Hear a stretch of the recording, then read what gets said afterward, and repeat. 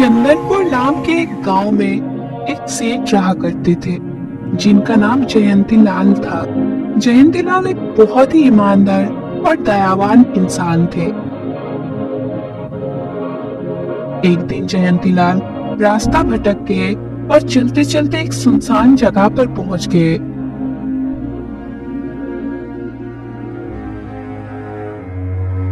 अरे ये मैं कहाँ आ गया? यहाँ तो दूर दूर तक कुछ दिखाई भी नहीं दे रहा। दात तेरे की, लगता है मैं रास्ता भटक गया हूँ।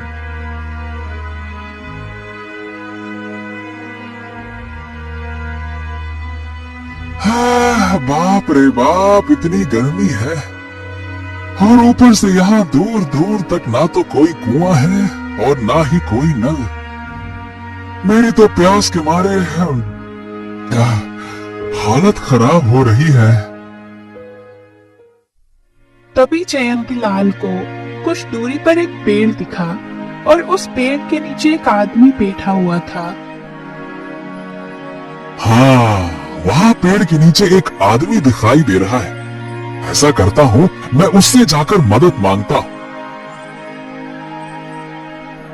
जयंती लाल उस आदमी के पास पहुंचने से पहले ही बेहोश होकर गिर जाते हैं। अरे, इस आदमी को क्या हुआ?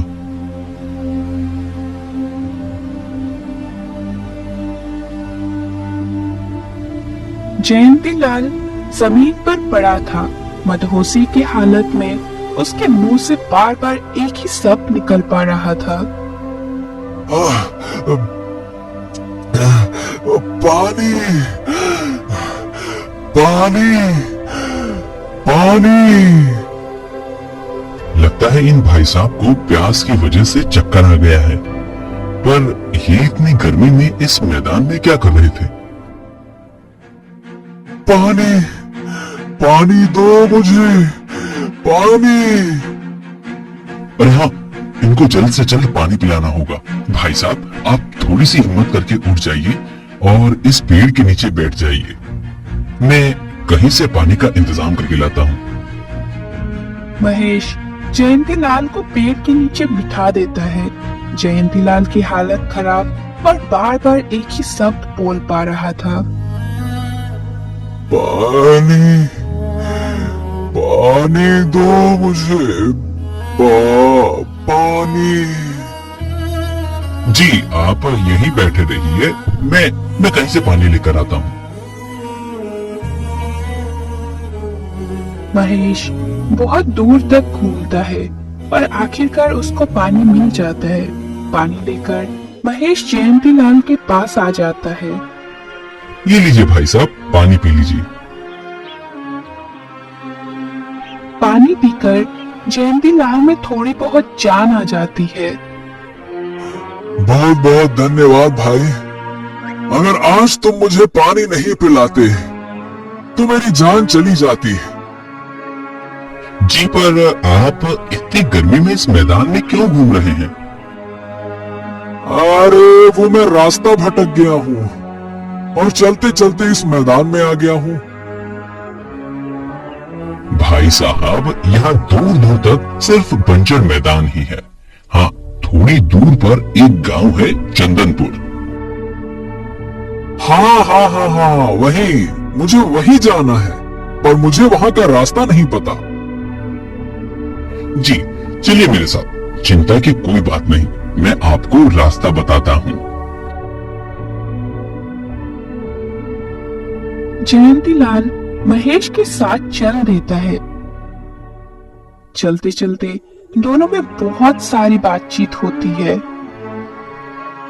अरे भाई, मैं तो रास्ता भटकने की वजह से यहाँ आ गया, पर तुम इस कड़ी धूप में यहाँ बैठकर क्या कर रहे थे? असल में मैं बहुत ज्यादा तनाव में रहता हूँ। आजकल सबसे दूर रहना चाहता हूँ, इसलिए यहाँ आ जाता हूँ, क्योंकि यहाँ दूर दूर तक मुझसे कोई जवाब मांगने वाला नहीं है। कैसा तनाव? और किसको कौन सा जवाब देना है तुम्हें? हैं? असल में मैं बहुत ज्यादा कर्जे में हूँ। मेरा परिवार बहुत गरीब हो चुका है और सबसे बड़ी बात यह है कि मेरी पत्नी गर्भवती है। अब इन सब की जिम्मेदारी का बोझ मुझे अंदर से खाए जा रहा है, इसलिए मैं यहाँ इस पेड़ के नीचे आकर अकेला बैठ जाता हूँ। यहाँ मुझे थोड़ी राहत मिलती है। तुम्हारी हालत सच में बहुत खराब है, पर तुम चिंता मत करो। तुमने आज मुझे सहारा देकर मेरा दिल खुश कर दिया है। अब तुम्हारी सारी समस्याएं मेरी। मैं तुम्हें इतना धन दूंगा कि तुम्हारी सारी परेशानियां खत्म हो जाएंगी, है ना? चिंता मत करो।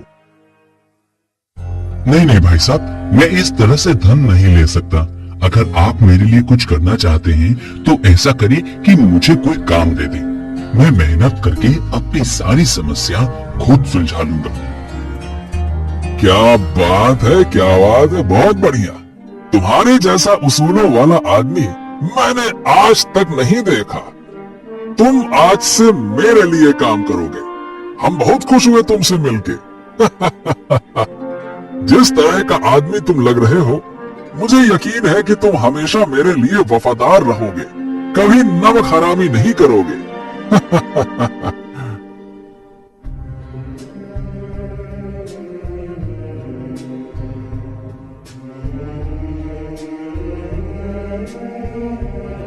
महेश जयंती लाल के लिए काम करने लगता है। जयंती लाल को एक मेहनती और वफादार आदमी चाहिए था, जो कि उसे मिल गया।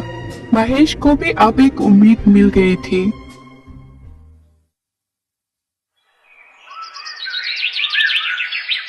ऐसे ही करीब 1 महीना बीत जाता है।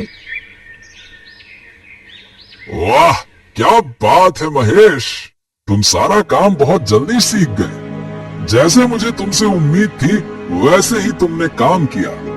आज मैं तुमसे बहुत प्रसन्न हूँ। आज तुम्हारा 1 महीना पूरा हो गया। ये लो तुम्हारा पहला वेतन। खुश हो? आपका बहुत बहुत धन्यवाद सेठ जी।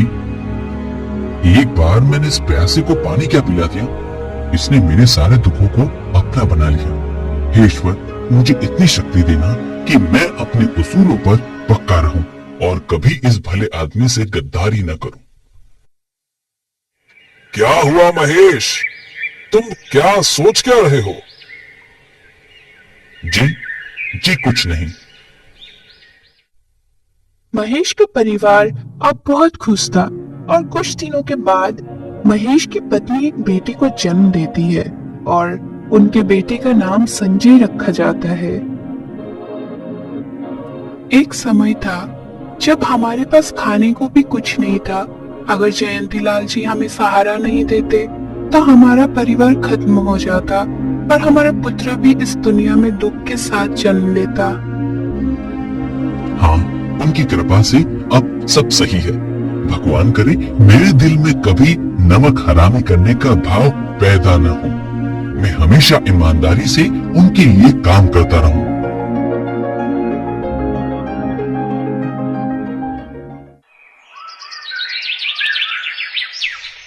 कई साल बीत जाते हैं। महेश का बेटा संजय 12 वर्ष का हो चुका था।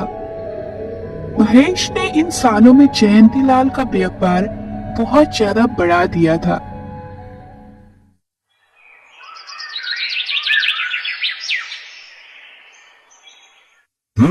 बहुत बढ़िया। इस साल व्यापार काफी अच्छा चल रहा है और महेश तुम हमेशा की तरह बहुत अच्छा काम कर रहे हो। तुम्हें 12 साल हो गए काम करते करते। तुमने हिसाब में 1 रुपए की भी गड़बड़ी नहीं की। शाबाश, गर्व है तुम पे मुझे। जी, मेरी ईमानदारी ही तो मेरी पहचान है। जयंती लाल और महेश बात कर रहे होते हैं, तभी एक नौकर आता है और कहता है, सेठ जी, छोटे भैया का पत्र आया है। वो आज ही घर वापस आने वाले हैं। क्या? अरे 15 साल के बाद मेरा भाई आखिरकार घर वापस आने वाला है। अरे ये तो बड़ी खुशी की बात है। सुनो, इस घर की पूरी साफ सफाई कर दो, सारी व्यवस्था कर दो, बहुत सारे पकवान बनाओ, अरे 56 भोग बनाओ, अरे मेरे भाई की स्वागत में कोई कमी नहीं रहनी चाहिए। तैयारी करो। जी सेठ जी, जैसा आप कहें।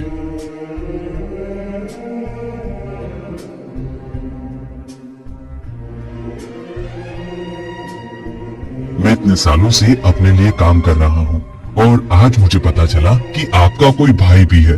और तो और उससे भी ज्यादा जो बात मुझे हैरान कर रही है वो ये है कि वे 15 साल बाद क्यों वापस आने वाले हैं। क्या बताऊं महेश, मेरा भाई चौरंगी लाल सालों से मुझसे नाराज था।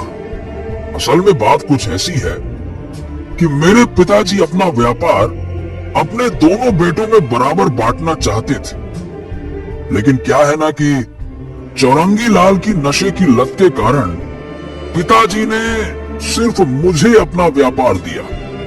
अब चौरंगी लाल को लगा कि पिताजी उसे प्यार नहीं करते, इसीलिए उसे व्यापार नहीं दिया।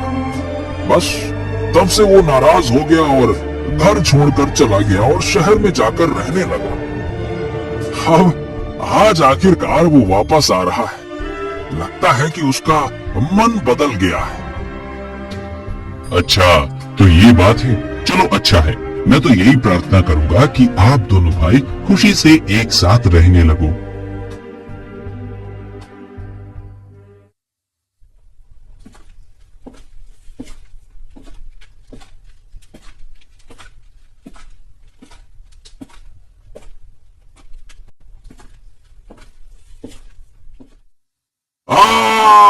चौरंगी मेरे भाई आजा आजा आजा। अरे तू कहाँ चला गया था मुझे छोड़कर? आजा आजा आजा आजा। हाँ बस भैया, समय का फेर है, आखिरकार मैं आ ही गया घर वापस। तुम्हारी नशे की लत छूटी कि नहीं छूटी? हाँ भैया, नशा करना तो मैं सालों पहले छोड़ चुका हूँ। चलो बहुत अच्छा, सुनकर अच्छा लगा। अब सब पुरानी बातों को भूलकर हम दोनों भाई साथ साथ रहेंगे और एक नई शुरुआत करते हैं। क्यों चौरंगी, सही है ना? नई शुरुआत करते, कैसे भूल जाऊं पुरानी बातें मैं जयंती। मुझे आज भी याद है कि कैसे मेरे बाप ने मेरे हिस्से की जायदाद तुझको दे दी और आज मैं वही जायदाद तुमसे वापस लेने आया हूँ। अरे इतनी गहरी सोच में कहाँ डूब गए भाई? आखिर तुम क्या सोच रहे हो? बताओ, कोई समस्या है तो बताओ। कुछ नहीं भैया, बस आपको देखकर पुराने दिन याद आ गए। आप सही कह रहे हैं, हमें सब कुछ भूलकर हम दोनों को साथ साथ नई शुरुआत करनी चाहिए। बहुत अच्छा कहा आपने।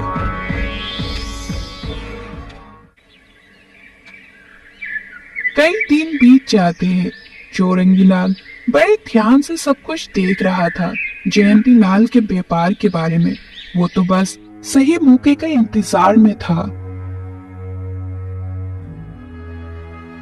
एक दिन जयंती लाल अपने घर के पास मौजूद बगीचे में देखता है कि चौरंगी लाल किसी से बात कर रहा था। वो आदमी और कोई नहीं बल्कि महेश ही था। जयंती लाल चुपके से उन दोनों की बातें सुनने लगता है। तो तुम हो महेश, जो मेरे भाई के लिए सालों से काम करते आ रहे हो। अच्छा ये बताओ, क्या तुम मेरे लिए काम करोगे? जी हाँ, बताइए, मैं आपके लिए क्या कर सकता हूँ? क्या तुम्हें पता है कि जयंती लाल की जायदाद के कागज कहाँ पर रखे हुए हैं? हाँ मुझे पता है, पर ये सब आप क्यों पूछ रहे हैं? देखो, ये व्यापार मेरा है। जयंती लाल को तो ये व्यापार धोखे से मिल गया है। अगर तुम जयंती लाल की जायदाद के कागजात मुझे लाकर दोगे तो मैं तुम्हें बहुत सारा पैसा दूंगा, और अगर तुम जयंती लाल का व्यापार हड़पने में मेरी मदद करते हो तो मैं तुम्हें इस व्यापार में हिस्सा भी दे दूंगा। बोलो। अच्छा तो ये चौरंगी इसलिए यहाँ आया है ताकि मेरा व्यापार हड़प सके। हाँ तो बताओ, करोगे मेरे लिए काम? बोलो, सोचो मत, हाँ बोलो। देखिए, मुझे पता है कि ये व्यापार उन्हें धोखे से नहीं बल्कि आपके पिता ने व्यापार को बचाने के लिए उन्हें दिए थे। आपको ये नहीं मिला क्योंकि आप उस वक्त हमेशा नशे की हालत में रहते थे।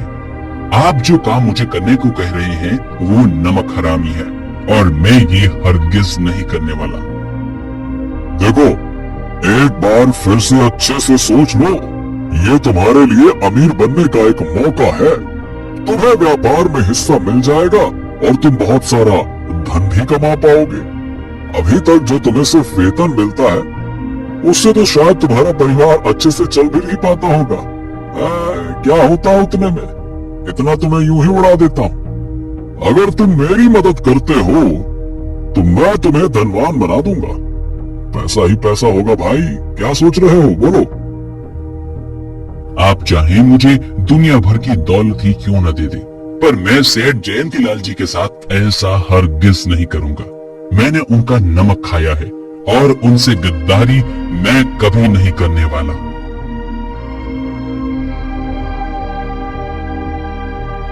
चौरंगीलाल घर में आ रहा था, तभी देखता है कि जयंतीलाल वहाँ लाठी लेकर खड़ा है।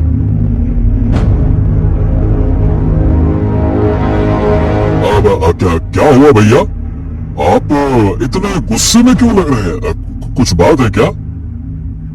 मैंने सब सुन लिया है चौरंगी।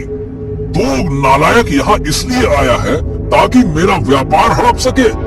कान खोल के सुन, तू अभी के अभी और इसी वक्त मेरे घर से निकल जा और गलती से भी इस घर में आने की कोशिश मत करना।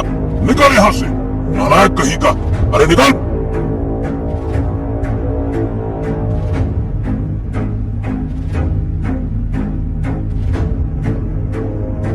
भाई, अभी तो मैं जा रहा हूँ, पर मैं वादा करता हूँ कि मैं वापस जरूर आऊंगा। जब तक मैं जिंदा रहूंगा मैं हार नहीं मानूंगा। अरे तुमसे तुम्हारा नहीं अपना व्यापार लेने आया हूँ, बड़े आए मेरा व्यापार छीन रहे हो। आज तो अपना व्यापार लेके रहूंगा, वापस आऊंगा मैं, ध्यान रखना, वापस।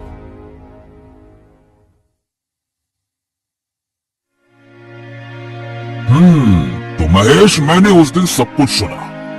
कैसे तुम चौरंगी के सामने कह रहे थे कि तुम मुझसे गद्दारी नहीं करोगे।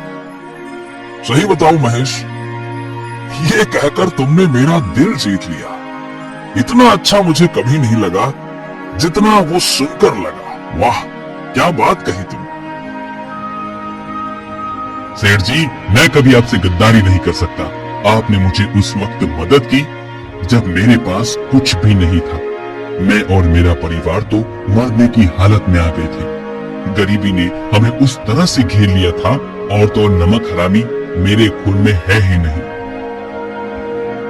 अब मेरा तुम पर विश्वास और बढ़ गया है महेश, इसीलिए अब मैं तुम्हें अब तक की सबसे बड़ी जिम्मेदारी देने वाला हूँ। कौन सी जिम्मेदारी सेठ जी? देखो, चौरंगी लाल धमकी देकर गया है कि वो ये व्यापार मुझसे छीन कर रहेगा। इसीलिए हो सकता है कि वो कोई चोर वोर मेरे घर पे भेजे ये जायदाद के कागज चोरी करने के लिए। इसीलिए मैं चाहता हूँ कि ये कागज तुम अपने घर पर सुरक्षित रखो। चौरंगी कभी सोच भी नहीं पाएगा कि ये कागज तुम्हारे घर पर है। जयंतीलाल अपनी जायदाद के कागज महेश को दे देता है और कई सालों तक वो कागज महेश के घर में सुरक्षित रखा रहता है।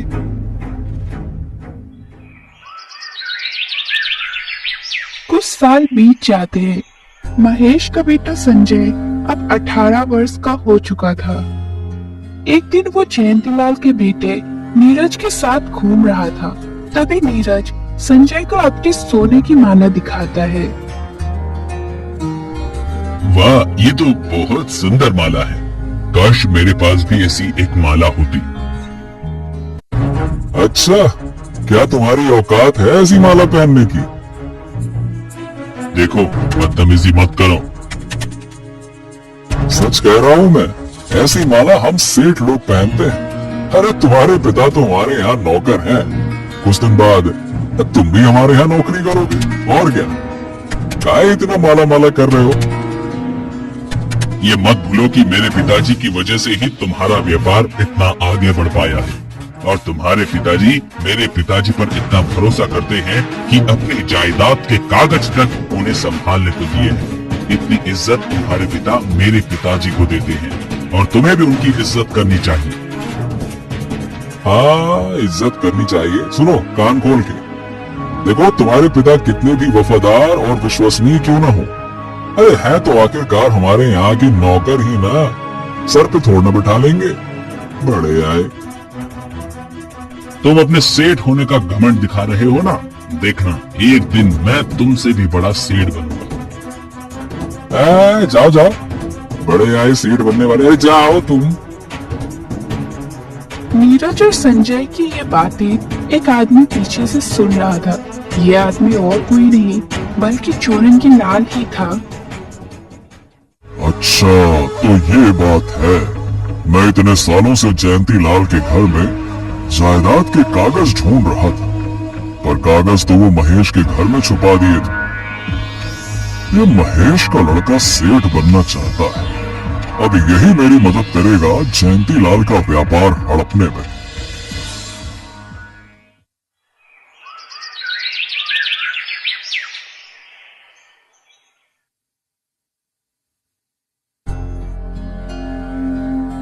अरे महेश, अचानक यहाँ कैसे आना हुआ? सेठ जी, मेरा बेटा अब बड़ा हो चुका है, और मैं चाहता हूँ कि आप इसे भी काम पर रख लें। अरे जरूर। बेटा संजय, तुम्हारे पिताजी ने कई सालों तक मेरे लिए ईमानदारी से काम किया था। अब बेटा मैं उम्मीद करता हूँ कि तुम भी वैसे ही ईमानदारी से काम करोगे। ठीक है बेटा संजय? जी सेठ जी, मैं भी पिताजी की तरह ईमानदारी से काम करूंगा। बेटा याद रखना, हमने सेठ जी का नमक खाया है। कभी भी सेठ जी की बुराई नहीं करना, क्योंकि नमक हरामी से बड़ा कोई पाप नहीं है। नमक हरामी तो मैं करूंगा पिताजी, क्योंकि मुझे एक दिन उस नीरज को सेठ बनकर दिखाना है। मैं तो बस व्यापार सीखने के लिए यहाँ काम कर रहा हूँ। एक दिन संजय कहीं जा रहा था, तभी चोरंगी लाल उसके सामने आता है। तुम्हें हो महेश के बेटे? जी हाँ, मैं ही हूँ, पर आप कौन हैं?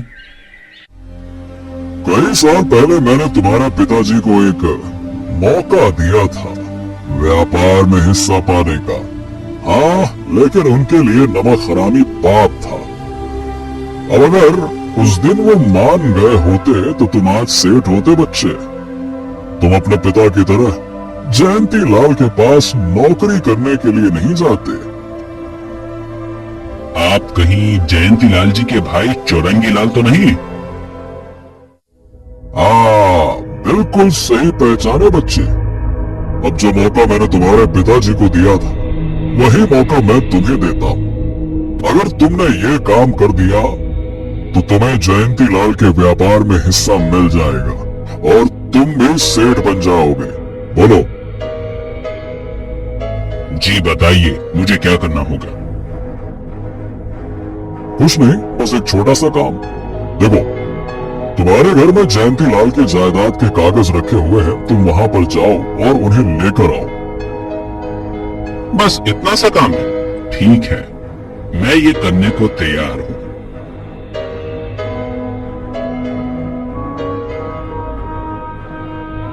संजय अपने घर के अलमीरा से एक पेटी निकालता है। उसमें वही कागज रखे हुए थे जिसकी बात चौरंगी लाल कर रहा था। अब मैं ये कागज चौरंगी लाल को जाकर दे देता हूँ, इससे वो जयंतीलाल का व्यापार हड़प लेगा और फिर मुझे भी व्यापार में हिस्सा मिल जाएगा।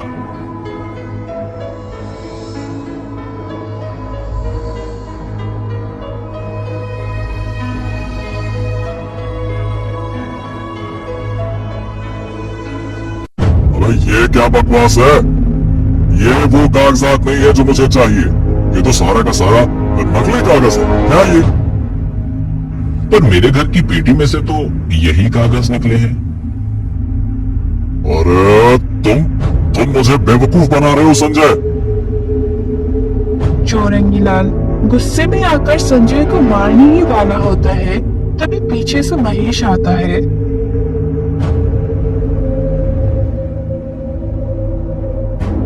तुम फिर आ गए चौरंगीलाल। तुम्हें क्या लगा बेईमानी करके तुम जायदाद के कागज हड़प लोगे? मुझे पता था कि तुम कागज चोरी करने की कोशिश जरूर करोगे, इसलिए मैंने पहले ही असली कागजात की जगह नकली कागजात रख दिए थे। असली कागजात कहाँ हैं, वो सिर्फ मुझे और जयंतीलाल जी को पता है। तुमने मेरा सारा खेल चौपट कर दिया महेश। देख लूंगा मैं तुम्हें, देख लूंगा मैं, एक दिन तुमको भी देख लूंगा। बढ़ाया। आज मेरे बेटे पर हाथ उठाने वाले थे, तुमने अच्छा नहीं किया। अभी के अभी दफा हो जाओ यहाँ से, वरना तुम्हें लाठी से पीट पीट कर जयंतीलाल जी के पास ले जाऊंगा।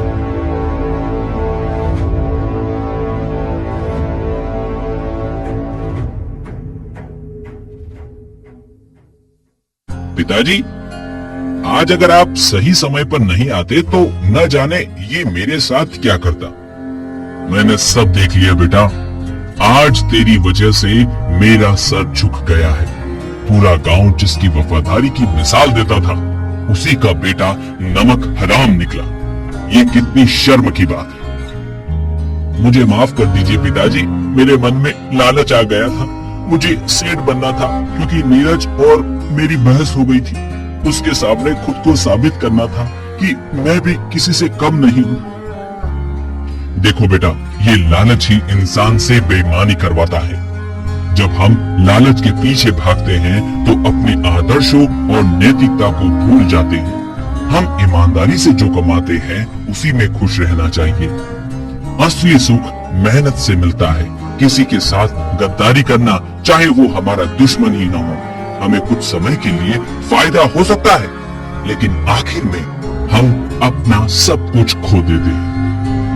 इसलिए हमें अपनी मेहनत पर गर्व करना चाहिए और ईमानदारी से कमाई पर संतुष्ट रहना चाहिए। सही रास्ते पर चलकर ही हम लंबे समय तक खुश रह सकते हैं।